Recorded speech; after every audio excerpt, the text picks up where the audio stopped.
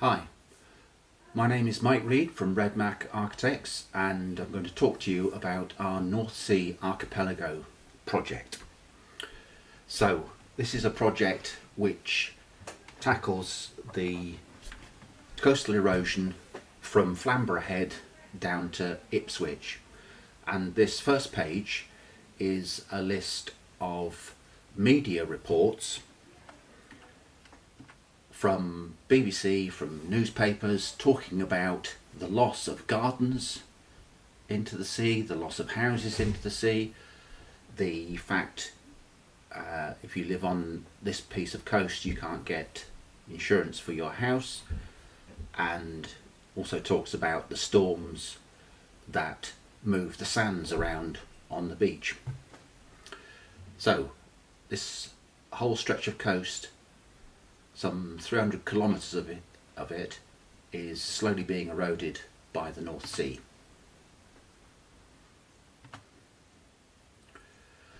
So the erosion is at its peak point when we have a storm, and this is a diagram of what is happening during a storm event. This one happens to be in 1953. End of January 31st, February the 1st, overnight. Are weather systems that affect the UK. They come across the Atlantic from Caribbean and from the east coast of America in a prevailing wind direction, our prevailing wind direction, which is southwesterly, and they travel northeasterly, and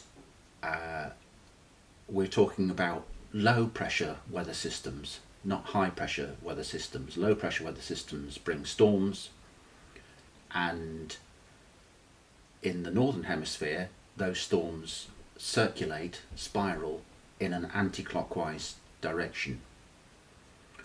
So the storm is generated somewhere near the Caribbean or the east coast of America. The storm comes across the North Sea, hits the UK, goes out into the North Sea, goes ashore in Scandinavia.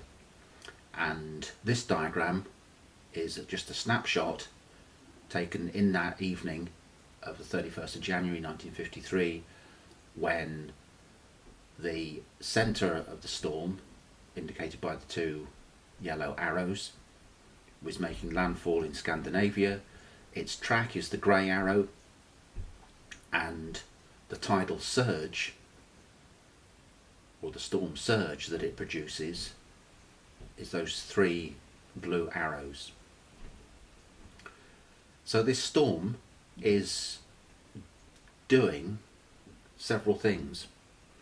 It's low pressure, and low pressure relative to the sea means the sea level is unusually high. This is not predictable in advance, other than by a few days, unlike the tides, which are relative to the sun and the moon, which are predictable years in advance. So the low pressure that is as a result of this storm arriving in Scandinavia means the sea level is unusually high, higher than the tide tables would give you.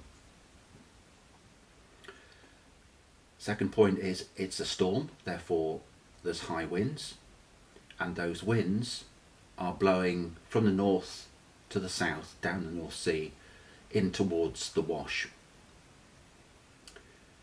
And the third point is that the distance that those winds are blowing from Norway down to East Anglia is relatively long distance.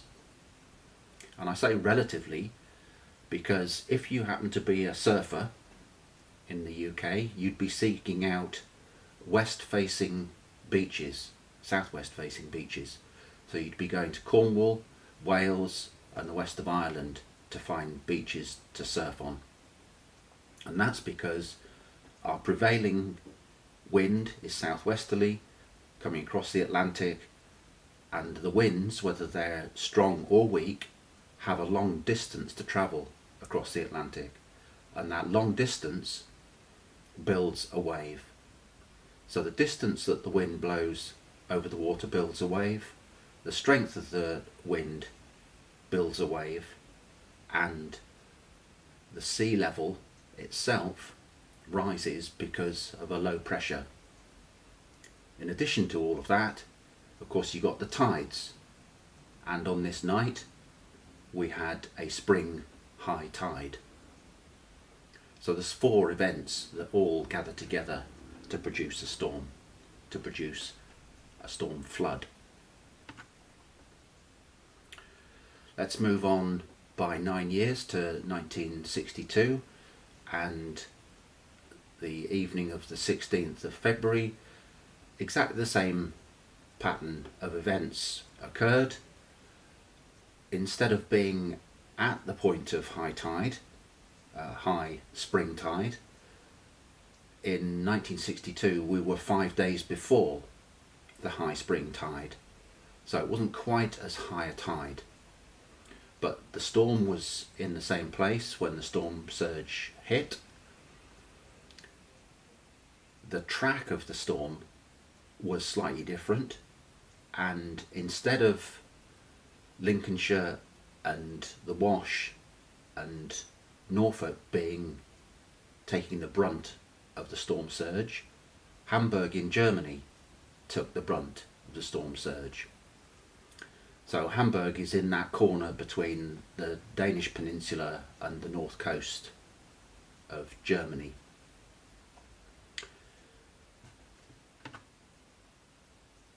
So for the UK, this is a kind of a summary of what happens to the coast in this particular area that we're talking about, Flamborough Head down to Ipswich. The turquoise here is the at-risk flood areas.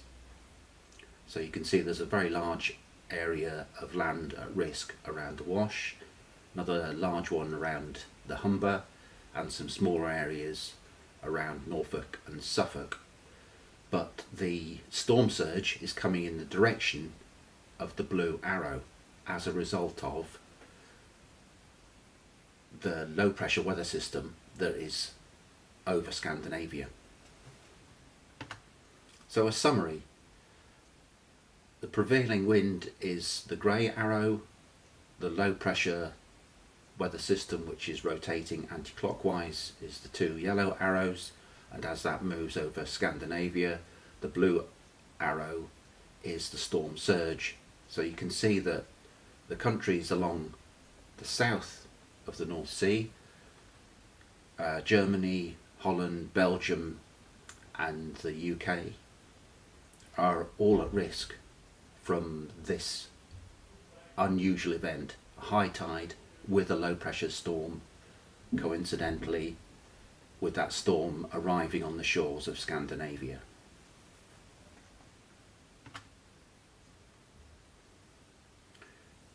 This is a contour map of the astronomical tide.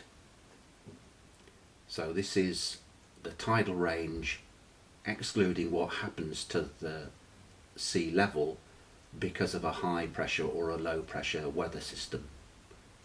So astronomical tide range, it's to do with the sun and the moon and the earth alignment. A couple of interesting locations, amphidromic points, those points which are, there's one off Holland, between Holland and Norfolk, and there's one north of Holland, west of Denmark. Those are points of 0 astronomical tide in height, and then the contours build as you come west and you meet our shore. So from Flamborough Head down to Ipswich, the tidal range is about 4 metres, maybe 5 at the most.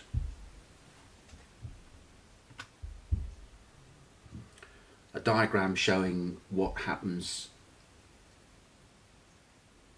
to the sun, the moon and the earth, and how that arrives at a spring or neaps tide. So the top 2 diagrams are spring tides. The one on the left is the highest spring tide, where the sun and the moon are on the same side of the earth. The one on the top right has the moon on the far side of the Earth from the Sun. It's still a spring tide because the three celestial bodies are in alignment, but it's not quite as high a spring tide as the one on the top left. The bottom two are quarter moon situations, so when you see the moon in the sky at night, you're seeing half of a disk, and these occur with a neaps tide, and that's because the moon's at 90 degrees to the sun and moon, sun and earth rather. Okay, so the wave patterns. At the top we've got a sea state known as calm, so this is usually with a high pressure weather system affecting it, light winds, and the sea is fairly smooth. The bottom of the page is a sea state which is rough. That's associated with a low pressure weather system, strong winds, and winds that are blown a long distance across the water to help to build the wave. So all the way round the North Sea there are shipping ports, and this is a network of the travel of mainly commercial fishing and container boats. All of these ports, of course, need free and easy access, so if we were thinking of constructing something from Flamborough down to Ipswich, we would need to be sure that we allow shipping to continue.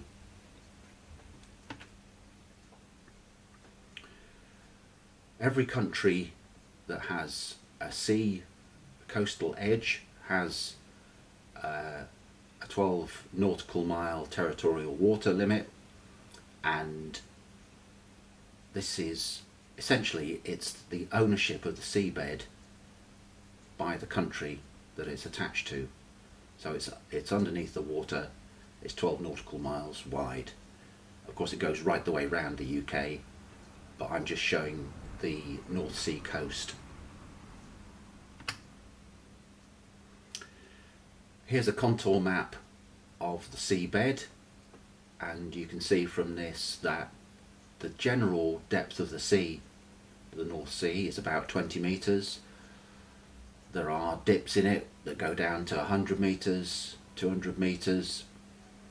The Norwegian Trench is 200 or 300 metres deep, and over near Oslo it gets to half a kilometre deep. But in the region we're talking about, Flamborough Head down to Ipswich, we're talking about 20 metre depth of water.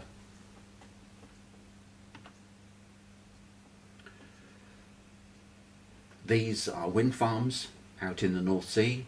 Most of these are existing, some of them are proposed. This is an ever-changing map, of course, because of the proliferation of offshore wind farms in the North Sea. So here we're starting to show you what we might do about this coastal erosion. So this project, the idea is to build a breakwater. It's much more than a breakwater. It doesn't just protect from flooding, as you'll see shortly, but the main principle is that it takes out the wave height. It's not going to take out the sea level height that is as a result of a low pressure weather system. It's not going to take out the wave height relative to strong winds or winds coming a long distance across the water, but it will interfere with those waves and deflect them, and the flooding on the UK shore will be less, the erosion will be less. So the turquoise area is our flood risk area, and the blue arrows are the storm surge direction. as a result of that low pressure which is out in Scandinavia. So we've got our own small ports that all need to get out into the North Sea from Hull, Grimsby, Boston, Kings Lynn, Great Yarmouth and Felixstowe at the southern end of the Breakwater. So the Breakwater is split into 4 pieces, 4 islands, and conveniently the counties that are on the shore behind this Breakwater are, there's 4 of them: East Yorkshire, Lincolnshire, Norfolk and Suffolk. So in this project, each one of those 4 counties is getting a new breakwater.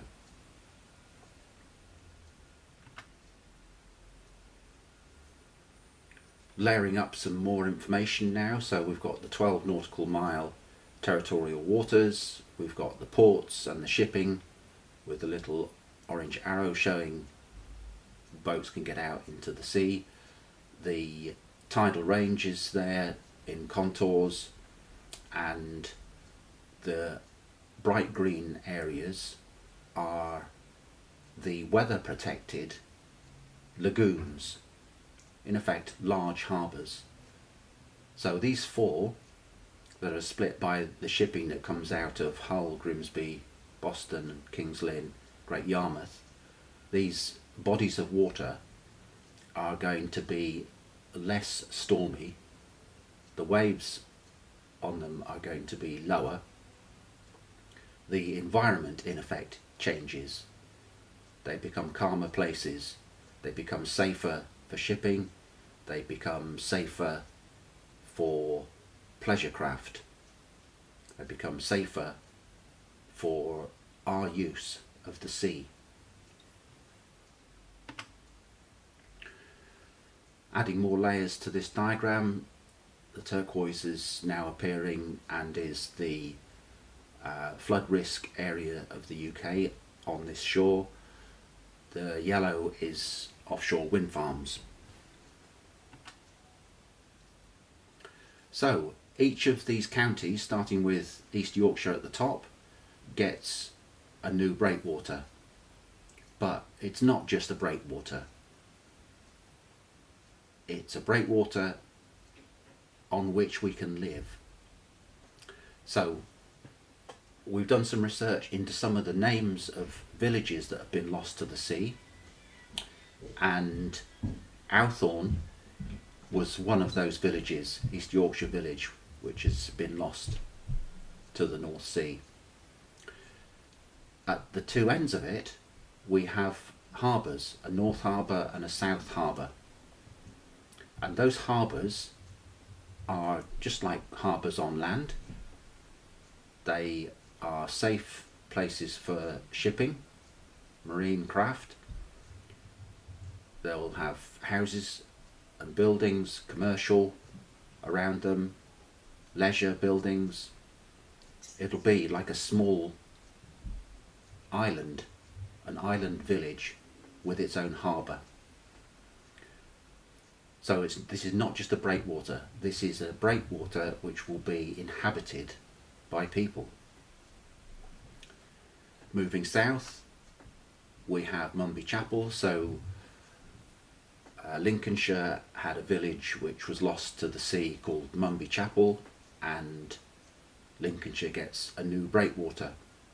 At the south end of Lincolnshire's new breakwater is Mawbi Chapel Harbour, near to the Wash. The spacing of these harbours is dictated by what is a reasonable distance for you to travel in a pleasure boat, motor or sailor, in a day. So you can get an accurate weather forecast for a day. Do you think your boat can make it from one harbour to another? If you stay inside of the breakwater, maybe you can go outside of the breakwater. It depends on the weather at the time, but this is intending to create a safe place for water traffic, leisure and commercial. Moving down the coast, we have Norfolk's new Breakwater, and Norfolk had a village lost to the sea called Wexham. So Norfolk gets a new harbour village on its breakwater. The south end of the breakwater is Kenfig Island, so Suffolk's new breakwater island, again with two villages, one at each end, a north harbour and a south harbour. And these are some examples of what these villages might look like from the sky. So they're each on the breakwater, they've each got a harbour, and they've each got a cluster of buildings around that harbour. There's some public open space, so you have a little town square or a village square that overlooks the harbour, and you've got shelter for shipping both behind the breakwater but also in the harbour itself. So these are the two harbours on Owthorne Island. This is Mawbi Chapels harbour village, harbour community. Waxham Parva's harbour community, and at the south end Kenfig Island North and South Harbour communities. So we're trying to put as many different uses on this construction as possible. So I was talking about residential, tourism, marine industry, buildings, shopping, and we're going to generate power too. So we have a linear breakwater, and we're going to install wind turbines all the way down it. A typical large offshore wind turbine these days is about 160 metres diameter, 200 metres high at its high point above chart datum, and you can see in this section I've got at the lowest level the seabed, then chart datum, next horizontal line up. 4 metres higher than that we've got the tidal range of 4 metres, and the upper line is the storm surge plus a dimension in there for global warming and sea level rise, so 6 metres in total. So 4 metres of tidal range and 6 metres of storm surge. So if we're going to use 160 metre diameter wind turbines, then typical spacing might be about 500 metres, half a kilometre. If the turbines were larger diameter than that, then you'd increase the spacing, or conversely if they're smaller turbines you decrease the spacing. So this might be the pattern that we use. So some statistics for you. There's 4 new islands proposed here.